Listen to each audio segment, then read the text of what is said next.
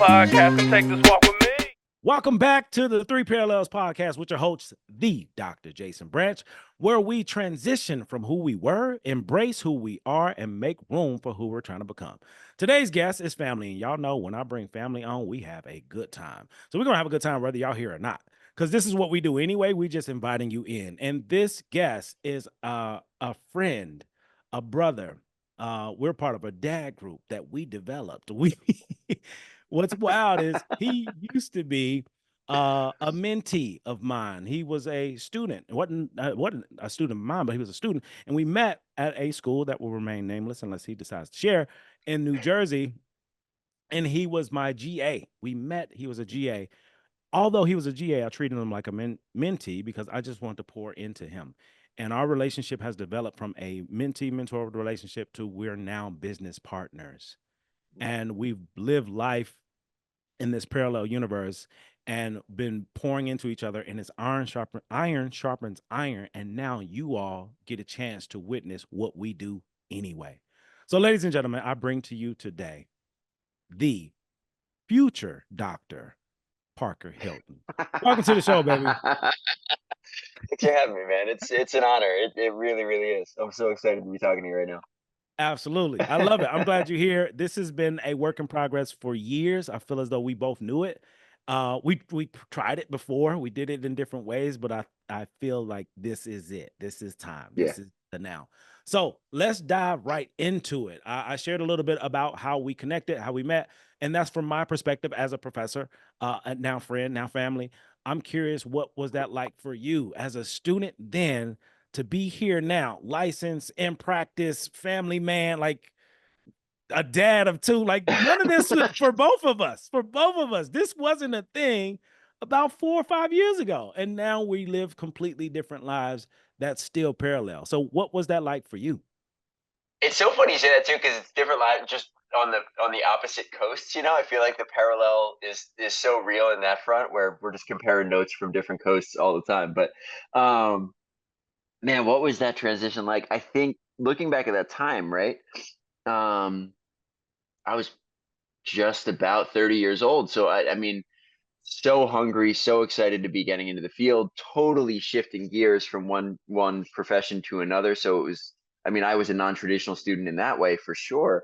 And I think meeting you really sort of affirmed in me, uh, oh, there's a lot for me in this field. There's a lot going on here.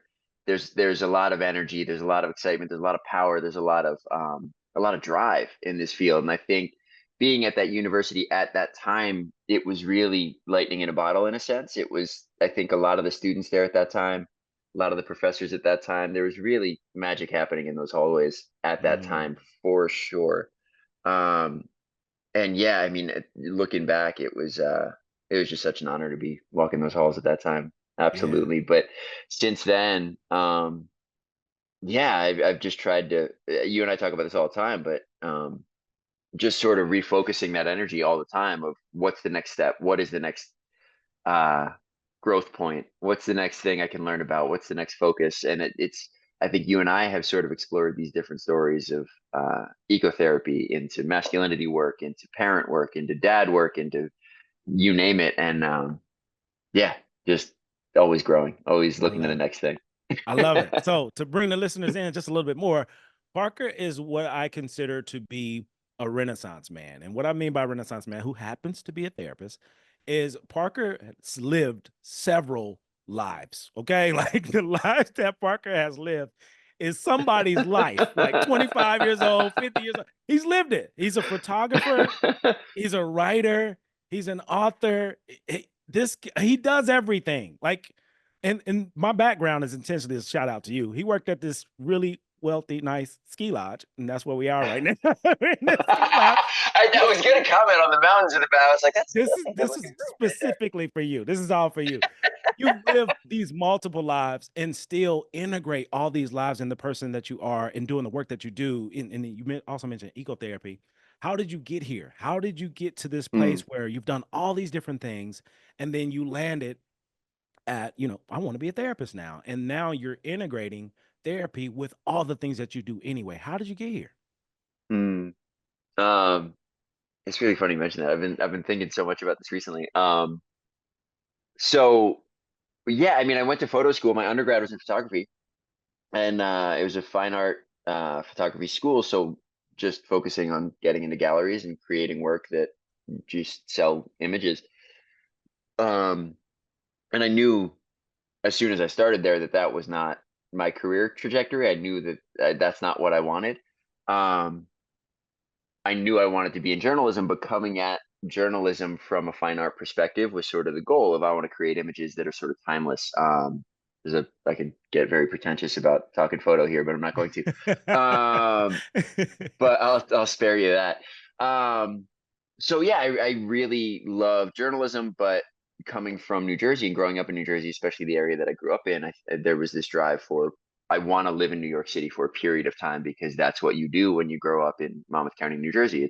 That's the next, it's the mountain on the hill, or it's Mm. the town on the hill. Um, so I graduated photo school, moved back to New York, worked in a couple photo studios for like a year and change there, and loved the people I met, really enjoyed the experience. Uh, but I was a second assistant at two different studios. And one day I was working on a set, and the guy next to me was first assistant, and he was 45 years old. And at that time, I Mm. was 22, 23, and realized I don't want to be holding lights for somebody else when I'm 45 years old, so I have to get the hell out of here. Right. Um, so a couple friends of mine reached out and said, "We're gonna go on this big trip down to Ecuador or down to South America. We're gonna drive down there. Do you want to come?" These are all photo students. And I said, "Yeah, absolutely." So I took the money that I made in the city, which was not much, and did a couple trips before then while we were saving up money for the van and fixing up the van and getting sponsors and doing the whole thing. I disappeared into Southeast Asia for a little while. I think I was there for like 7 months, 8 months, maybe a year. Um, so just created this portfolio of work from Southeast Asia and wrote a couple stories, reached out to a few editors, got everything out there. That sort of kickstarted this photojournalism career. Then I went back to Montana, got in this van. We drove from Montana down to Ecuador. The engine block on the van exploded. Long story short, I ended up getting an apartment in Ecuador. Um, all the while writing stories, creating this whole thing, and came back to the States because my dad was sick. Uh, Pull the curtain back a little bit. My mom died when I was 7. Dad died when I was 27. So I was 26, and a family friend called me and said, "You should probably come home." And came home. He died. I came home in February. He died in April. So I was home for 2.5 months before he died. Um, and I remember sitting in my childhood home after he had died, cleaning things out. And I was back in therapy at this point.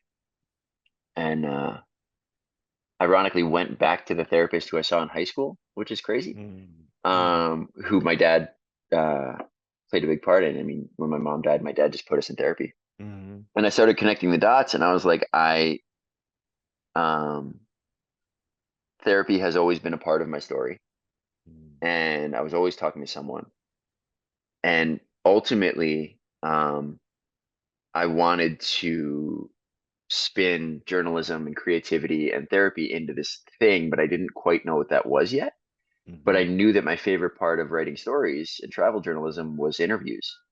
Mhm. So there was something in the works and I didn't quite know what it was, but I realized right then at some point I'm going back to school. So 2 years later I enrolled and went back to school. That kicked off this whole thing. Wow. Wow. That So was a long-winded version of the story, but yeah, no, that's the nuts and you bolts of it. summarized a life again. That's a whole life. Ecuador, like that's a whole life. You've lived I mean, several lives. mind you, those 2 years right before I went into school, went back into school, met my wife, did was still doing travel journalism, so I was flying all over the place, um, and just doing this whole thing. But I was pretty set on going back to school at some point, and yeah, 2 years later was the tipping point. It's time. Yeah. So I love it. I'm curious. Like people don't just get a van and live like the people that's just like you said it so like, yeah, I just had a van and it blew out. I got an apartment in Ecuador. Like, people don't do that. So, so I'm just curious. I'm just curious. Oh, I got an apartment. Van blew up. I got an apartment. So, so what, like, how did you get this mindset to just be free to choose? Like, this is what I want to do. And to recognize I don't want to be this person this whole night for somebody at this age. I'm just going to live, because that's what it sounded like. You just decided I'm going to live and I'm going to do what works best for me. How did you get that? Where did that come from? Oh, it was my dad. It was my parents. I'll say it's my parents. There was always this why not mentality in the whole house. Mm. And growing up, of course, there were rules and restrictions and the whole thing. But I mean, I grew up in a single parent household, so it was my dad was very adamant about you need to be responsible for your choices. Go out, see the world. I don't want to come home and see you watching TV. Like, go do things. Um, but he always it was attraction over promotion. It was be active, do stuff, but know that you could get into some trouble, and if you get into some trouble, there's consequences. So I mean, my whole life growing up, it was let's just drive to Vermont on a whim. Like, I was a competitive snowboarder for a little while, and it was like, Dad, there's a contest Friday night. Can we get to Vermont? And he would pull me out of school. We'd drive to Vermont. I'd do the contest, and then we'd hop back in the car and drive back home. And it was like, that's an 8-hour round trip. Like, that was insane. But there was never a we can't do that. It was a Yeah. yeah, sure. Like, why not? There's nothing going on Yeah. Friday. Let's do it. Oh man, shout out to great dads. Okay, real quick. Shout out to great dad. Shout out to your pops. Like, I feel as though I got to know him through you and the stories that you share with me, and now you're sharing some stories with the listeners. It's like, man, it gives me permission to be who I am as a dad, and I'm sure the same for you, where that dad, dad group, dad life, that dad thing, it's life changing. Like, your dad Oh, for sure. instilled so many things in you that gave you permission to be you. And to me, and from my limited experience, I feel as though it's rare. Yeah. And on this show, recently there's been a lot of stories where dads come up of being a part of, this is why I do the things that I do. So how's this transition for you, getting that from your dad and now being a dad and doing that for your young one? So tell us more.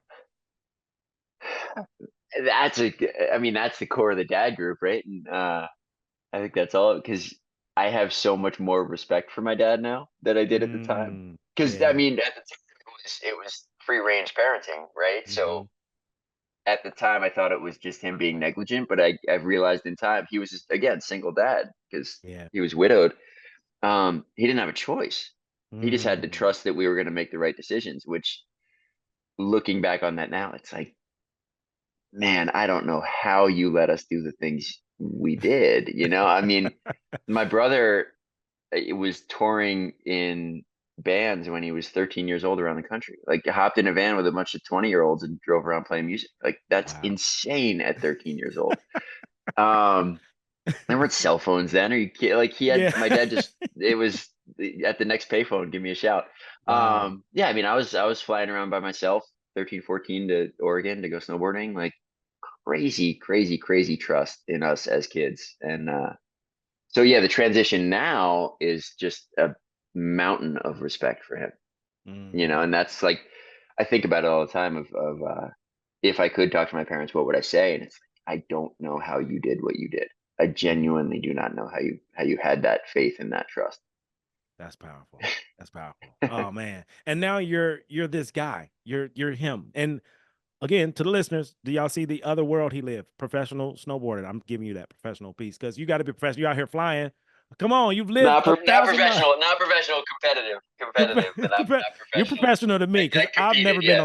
I've never been on a snowboard, so you're professional to me. I don't know the first thing about it. So you've lived all these different lives, and now you're here and building an empire, as a therapist in private practice and growing, considering a team, a group practice. Like, you're really diving into the helping profession, which is very different than all the lives that you've lived already. It's so different, and you're here and you're thriving. how did you go from a student to thriving as an owner of a private practice? Yeah, that's a great question. This is gonna sound crazy, or not crazy, but redundant. I mean, my parents are both entrepreneurs. They were business owners. Like they never worked for other people. Mm, Um, and all of my mentors, all of my coaches, all of my teachers, like the ones who I really admire were the ones who just said, "I want this. I'm going to do it." mm, And there were hurdles and there were struggles and there were things that got in the way, but there was always that idea of, I am capable of this and I believe in me. And mm, I think I sort of wane on that sometimes, but again, I mean, looking at yourself, I mean, shout out Josh Maury, one of my really good friends and mentors out in Hawaii, like people who just have that why not attitude of, mhm. this is something that leaves the world a little bit better than I found it. So I want to do it and I want to be a part of that. So I'm going to chase it. Oh man, this is a great segue because you mentioned Josh, which I know of, and on this I've show, mentioned him so many times. You guys are going to meet one day. I swear oh, it's going to happen. I don't it's know when, it's but it's going to happen. it's happening right now because I'm going to share something with you in real time. And for the listeners, this is happening organically. That's why this show is so great. You can put a Chiquita banana on our forehead because we are organic. So,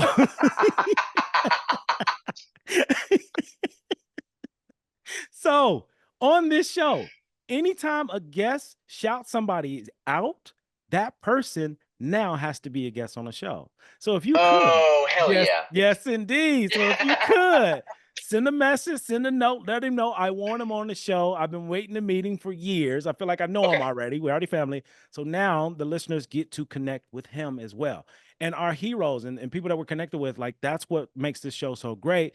I don't know who's going to be on here, how it's going to happen, but it's all organic. It's all just it's energy, it's vibe, Yeah. it's whatever the people need. I'm just want to offer it. So thank you for shouting him out. And now he has to I be on love the that show. so much. I love that so much. Yeah, yeah, yeah. I mean, I'll give you the backstory before he gets on the show. But I all mean, this really, he all was. I don't we don't even need the backstory. We need him. Just bring let's get him on. Let's get him on. But really, I mean, it's so funny, right? Because like, um, I'm reading a lot. Okay, so right now, I'm learning a lot about traditional models of masculinity, right? And this is something you and I have talked about a lot. Of Leonard Sachs wrote Boys Adrift, controversial guy, controversial book, whatever. Um, but he raised a lot of really interesting points in that book, and I kind of dove down these models of um, traditional masculinity versus contemporary masculinity, and toxic masculinity versus um, empowering, growth fostering masculinity, right? And Mhm. I don't think I realized it growing up, but people like Josh, people like yourself, people like my dad sort of modeled that, right? Of like people who overcame unspeakable adversity, really difficult times, but really always believed in what they were capable of as individuals. And Mm. yeah, I mean that guy really taps into the spiritual piece of, I am a part of something bigger than me, and he sort of Mm. instilled that idea in me. Yeah. So yeah. I Yeah. could talk about that guy for weeks, but yeah, we'll And do I that can't wait another till we day. have him on the show. I cannot wait now. So I do want to dive into that space. And you and I are on a journey together during the show and in Sure. life. And on this show, sometimes we got to take an exit. We got to get off the exit for a minute, hang out at the rest stop, and Yeah. then get back on the road. So I want to Sure, take sure, an sure. exit to that term about toxic masculinity because there's a lot of people that talk about it in different ways. I'm curious to hear your perspective on it.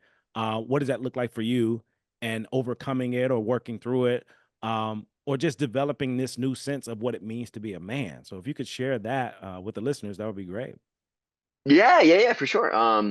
So I mean, the way, and I'm of course influenced pretty heavily by the stuff that's sitting on my nightstand right now, and I can't remember the name of the author of the book that I'm reading right now, but I'll send it to you for the show notes or whatever. But um, I think I've begun to really think about ancestral adulting processes, Mhm. right? And historically, right, men in tribes, women as well, but just in my research, I'm diving more into the masculine space.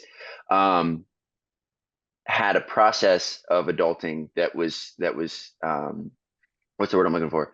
There were trials involved in it, right? Is you have to go out into the wilderness and do X, Y, and Z. You have to count coup. You have to survive this labyrinth of a thing, you have to go out on a voyage, the hero's journey, those types of ideas. Um, and the stuff that I'm really diving into now is that that has been lost culturally. We Mm, don't have that anymore. There's not yeah. an established trial in which an elder and a wiser a part of the community impart a challenge on the younger section of the community. Yeah. And there's an argument to be made for that being what prison culture or the military culture or gang culture is, right? It's people Hmm. imparting challenges onto the younger bodies. Yeah. But the case that I read about a lot now is no, that's children imparting challenges on children.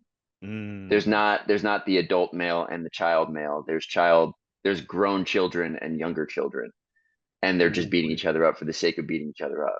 whoa, whoa. Does that make Quick sense? pause. Oh my God, does it? Quick pause.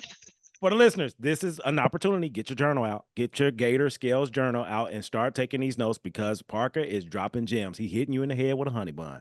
So these are things that we're not considering. And what I'm hearing, dissecting what you're sharing, is this idea, children challenging children because a lot of people get older, but they don't grow up. Bars, Yes. Yeah. bars, Yeah. bars, Yeah. bars. They get older, 100%. but they Right. won't grow Right. And I up. mean, again, I mean, I don't want to sound too controversial. Oh, well, this is the But controversial show. This is to stir things up. So stir it up. Let's go.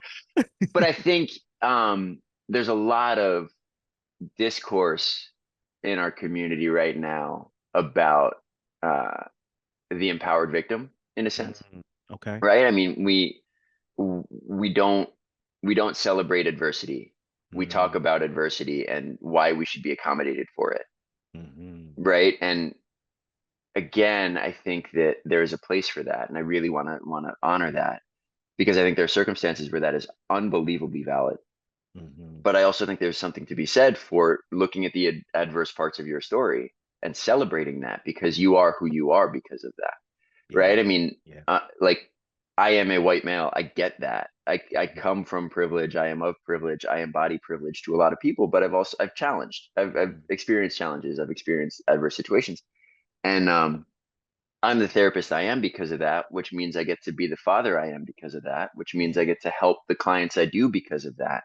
So the hardest parts of my story, the worst parts of my story, the ones that I am pained to think about, empowered me to help others and empowered me to look at situations differently and empowered me to travel in the way that I do, Mhm. right? Yeah. Um, so I don't know. I think there's like a lot of uh, people harping on the negative aspects of their story in a bad way Yeah. of I can't do X, Y, and Z because of this. Yeah. No, stop that. Yeah. Like, Yeah. I love it, man. I love it. I appreciate you sharing this. And this is a controversial show because we're talking about things that people are oftentimes not talking about. And I agree with you 100%. Our journey, our story, our experience laid the foundation of who we are. And who we are is phenomenal if we begin looking at us. And the issue yeah, with that victim mentality, or it is, I can't do this because of that. I'm not thinking about me. I'm thinking about what they think about me. And that's what yeah, makes yeah, it yeah, yeah, difficult 100%. for me to embrace, accept, acknowledge, give myself grace, space, patience in my growth and process, and grieve what happened Yeah, or who I was to embrace who I am. And that's exactly what you're talking about.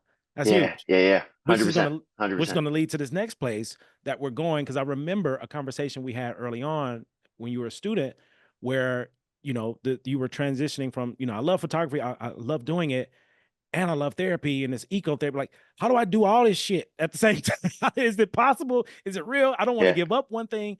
So if you could, because a lot of listeners never heard of ecotherapy, and the integration that you can do both. You can do multiple things at once because to me, you're mastering that because you're doing all the things that you wanted to do and some. So how did you get to this place of I'm a photographer professionally?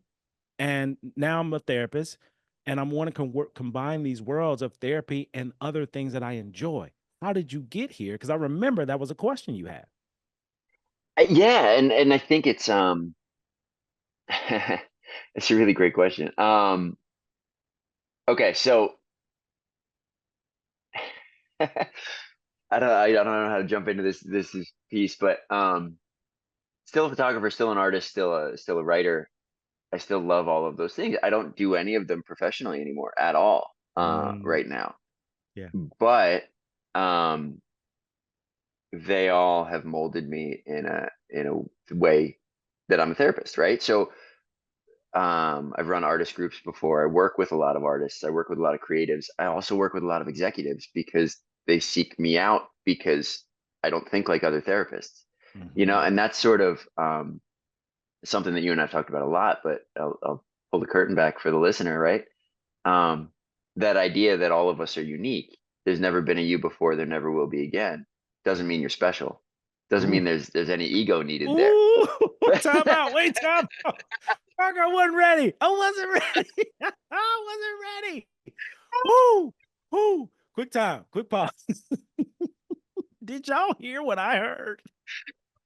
Did y'all hear what I just heard? If you don't mind, could you What's say up? that? Could you say that again?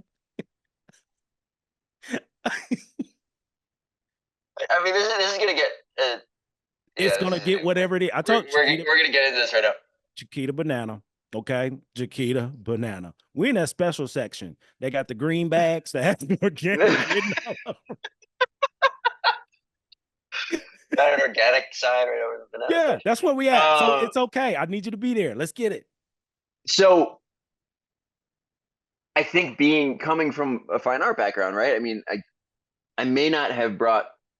So I'll talk about ecotherapy in a second, but I think the creative piece ultimately empowered that ecotherapy piece. And coming from a fine art background, um, where critique is celebrated, right? You pour your soul into this body of work, and then you invite people to tear it apart, right? I mean, there is something so beautiful about that, and I dreaded it as a student, but now I love it, right?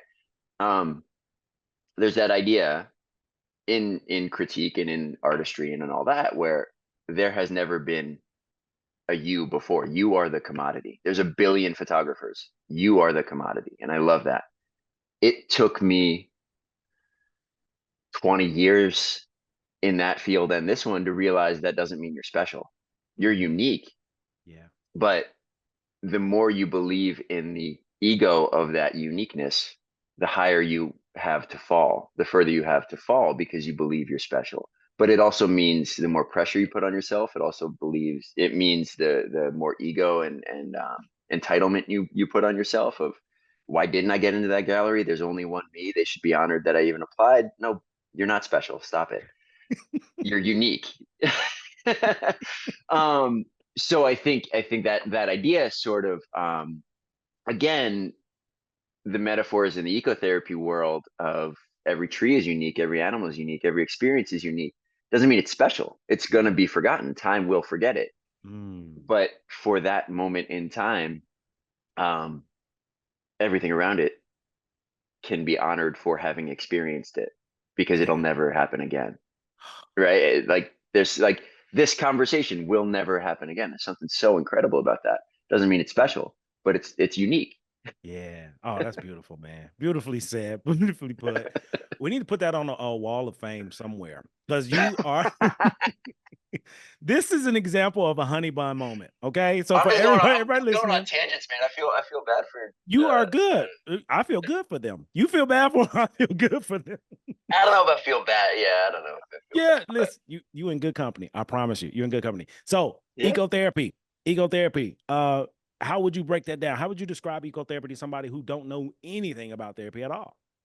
I would tell him to read Richard Louv.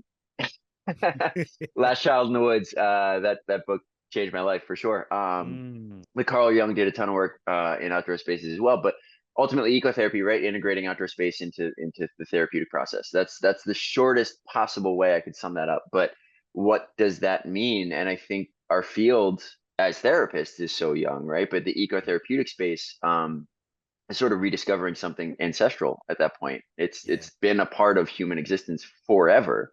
We just Mhm. didn't think it was therapy. It was just what life was. Now it's therapy. Yeah. But going out and camping, going out and surfing, going out and hiking, going out and biking, going out and moving your body and experiencing the world around you, Yeah. and viewing that as a healing modality, right? It's been esoteric and woo woo for decades and decades and decades, right? And now all of a sudden there's this new movement of, wait, there's actually research to back this. This is an very empowering and powerful process. Yeah. What does that look like for me?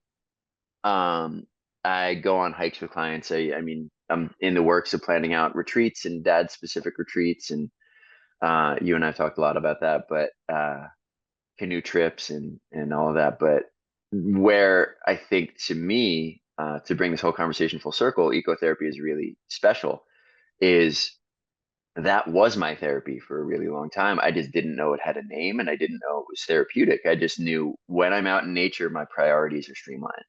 My purpose is streamlined. Everything that is existential and wild, um, and anxiety invoking in the day-to-day world is all of a sudden really clean and compact of I have to chop wood, I have to find water, I have to feed myself, I have to set up a tent, I have to find a place to set up that tent. Like those are very clear purposes to have in a day. Yeah. And we lose that. Yeah. So this lifestyle, um, I don't even know the name of it. You know, I don't want to say, I don't want to use the term nomad. It's just, it's a different term that I don't know exists yet for you because you've given me some of this too, but this lifestyle that you've lived in different parts of your life, even van life and boat life and everything else in between, like how did you develop this sense of awareness related to nature and just being out and then recognizing the healing properties of it and becoming who you are because of that? um, I think travel was such a big part of it, right? Mm. Um, living in Montana for sure, but travel was a big part of it. Because landing in a country where you don't speak the language and you have no idea what to eat or how to eat it or what the cultural norms are or anything, my anxiety was a lot less in those situations, right? And I was Mm. a pretty anxious kid. But you step off a plane in Thailand or Kuala Lumpur or uh, Bali or wherever, and all of a sudden you think, okay, I can figure this out. I can find a meal. I can get a hotel. I can get a hostel. I'll figure it out. Um, yeah, I think that was really it for me. Like that, I came back from trips like that and all of a sudden realized, oh, I was way less anxious in that situation than I Mm. am here trying to figure out what I'm going to do with the rest of my life. Wow. That's incredible. That's incredible. So it sounds like I'm connecting dots. Let me know if I'm off.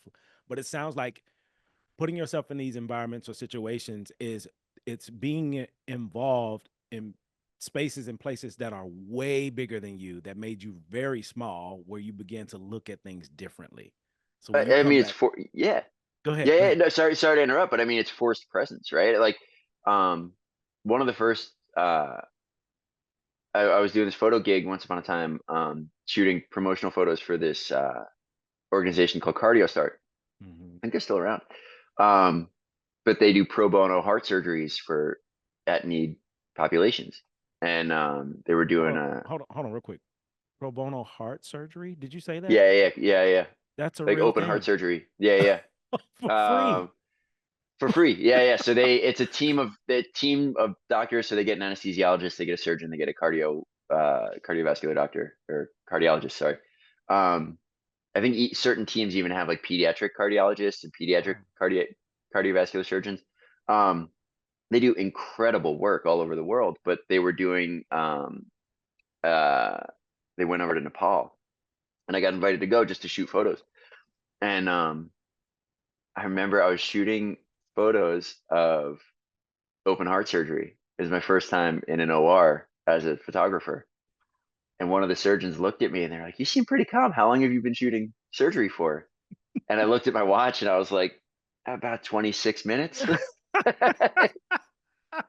But it's everything we're talking about right there, right? It Yeah. was my purpose in that moment Yeah. was pretty damn clear. And it's the clearest it had been in a long time. It was, I need to get photos of this that will help this organization. Oh It's not man. it's not my time to be queasy. It's not my turn to steal the show. It's I need to capture this for the greater good. Oh, man, that is phenomenal. Listen, I told y'all who he was. I told you who he was. I told you what was going on. I told you who it was coming. You blowing me away because this is something I didn't know. Like we talk about a lot of different stuff, but I didn't know that, and I think it's so powerful, and it also connects the dots to what you mentioned about the ego. Like I'm here to do it. I got a job to do. I don't have It's to. not about me. Not about me. Oh man, listen, listen. Oh, you're blessing all of us right now. All right, so I want to switch gears. Few rapid fire questions before we get out of here. Sure, sure. Out of all these lives you lived, I need to count them too now. It's like I feel like we're up to about 50 lives. At about 50 lives. So out of all these lives you've lived, from birth to where you are now, what would you say you've learned about yourself and other people? Oh man, that's a great question. I don't know if I've learned.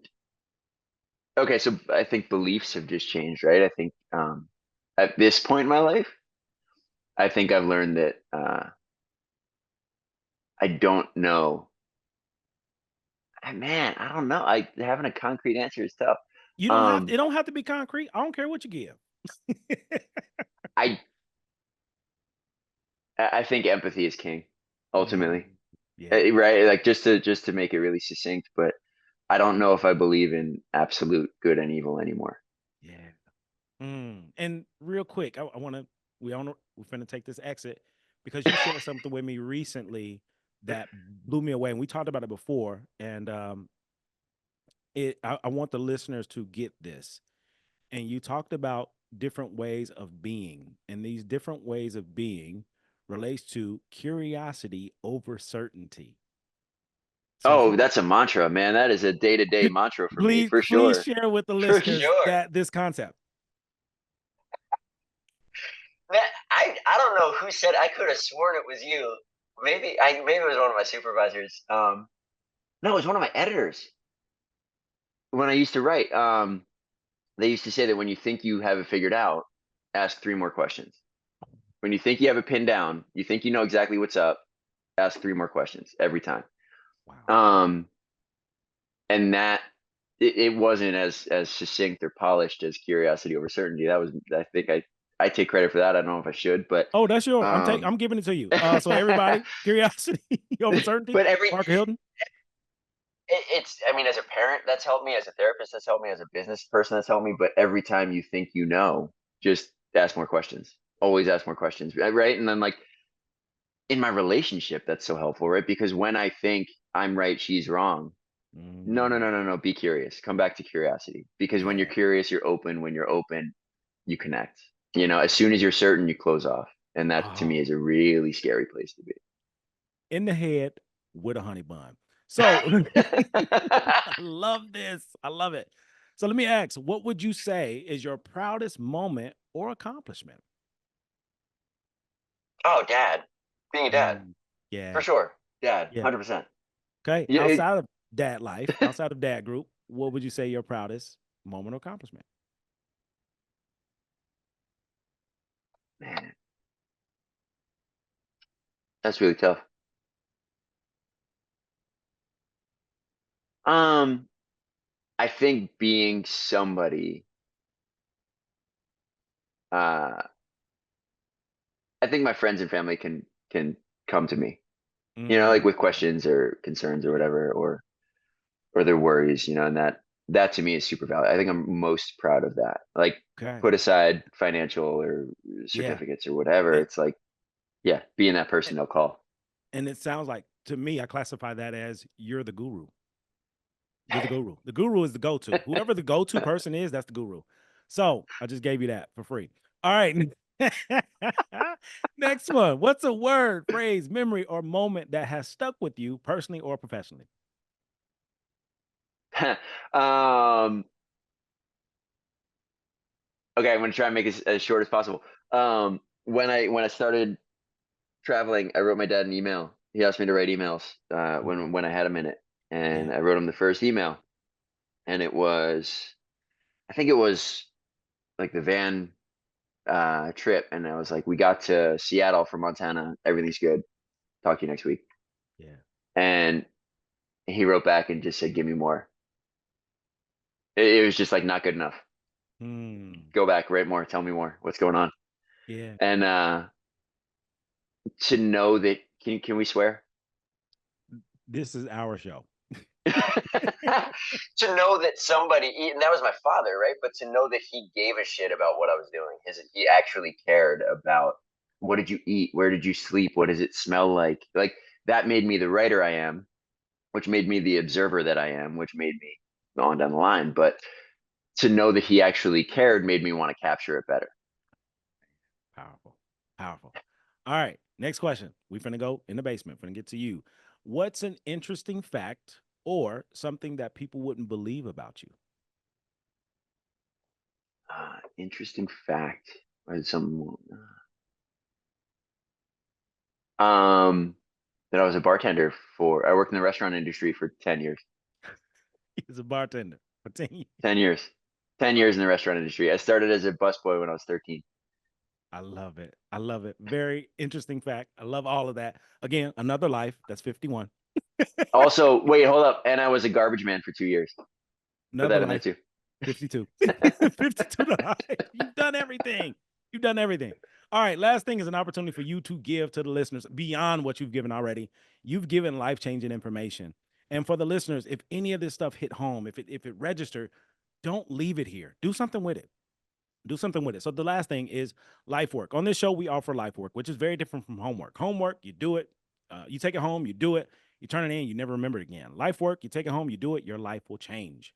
So if you can offer a keepsake to the audience, something for them to do that could change their life, what would it be? Man, that's a hard one. Listen to music, dance, Oh, be beautiful. present, enjoy art. It's the best we got. That's fire. Fire. And if you don't have options, guess what? The Three Parallels playlist is available. Download the playlist. You got Ooh. plenty of music. You got plenty of music. So the playlist accompanies the podcast. What he just said, you now have the tool. This show is life changing, and this is evidence of how your life can change. He's telling you, dance, be free, be vulnerable, be you, connect. Oh man, powerful, powerful. So for the listeners, if they want to connect with you, if they want to reach out, if they want to have some coffee with you, if they want to get an apartment in Ecuador, how do they get in contact with you? I'm working on the therapy website as we speak, but the photo website, parkerhilton.com, you can find me there. I'm not very active on social media these days. Parker at foxhillcounseling.com is the go-to. But yeah, the photo website, that's parkerhilton.com. Find me there. Done, done and done. So now you all have access. You all have access. And that's what I love to do with this show is give people access to provide you with an opportunity to think different, to do different, to be different because of those three parallels, who we were, who we are, who we're becoming. And now I want to give you some flowers. And those flowers are, man, I am proud. I am impressed. You are everything I knew you would be that you didn't know at the time. And I'm glad you are him, the Mm. guy that you dreamed of becoming. You're him. And you're just getting started. This is life 53 coming up. Well, you're inspiring me, man. I want to sit down and write it all down one of these days. But kids, Yeah. they'll Hey, they'll hear the story one day. absolutely. And I thank you. I thank you for Hey, taking a risk, taking a chance, jumping on. Again, us having a conversation, we're allowing people to come in. This has been an incredible episode, and that's because of you being willing to just be yourself. That's it. That's all. man, it's a two-way street, man. Thank you. I really appreciate it, and always a pleasure. Yeah, Absolutely. loved it, Absolutely. man. Thank you. Thank you so much. Absolutely. Absolutely. So, to the listeners, again, this has been a great, phenomenal episode of the Three Parallels podcast with your host, the Dr. Jason Branch, where we discover who we were, we embrace who we are, and we make room for who we're trying to become. If this episode has been a blessing to you, do not keep this blessing to yourself. Don't be a gatekeeper. Open the floodgates by sharing what you've heard, what you've learned. That journal, get to work. That basement, go on in and have a sit down. Get to know who you are. So this podcast is designed to help people become their best selves by being their authentic selves. Authenticity is a skill that we have to develop, and it's developed over time by giving yourself permission to be exactly who you are. And if you're not that person, guess what? Today is the day that you get to decide. Much love, peace, chicken grease. I'm out.